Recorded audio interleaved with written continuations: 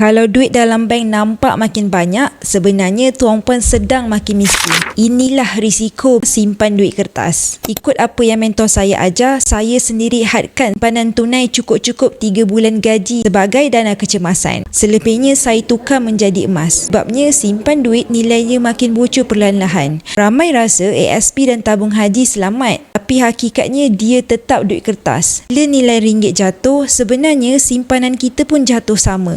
Untuk pengetahuan tuan puan, tahun 2015 nilai duit ringgit jatuh 30%. Pada tahun 1997 pernah jatuh 50% dalam masa setahun sahaja. Jadi sebenarnya dividen 5% tu tak sempat pun nak cover nilai kerugian kejatuhan duit ringgit. Tapi beza dengan emas, dalam masa 30 tahun emas tak pernah jatuh walaupun 30% ataupun 50%. Untuk jangka masa panjang, purata kenaikan emas adalah sekitar 10% setiap tahun. Jadi sebenarnya orang tak ada ilmu emas, dia takut simpan emas. Orang yang ada ilmu emas takut pula untuk simpan duit kertas. Kalau tuan puan nak tahu macam mana cara simpan emas mengikut kemampuan, komen emas di bawah ataupun isi beg biru untuk saya guide tuan puan cara yang sebaiknya dengan percuma.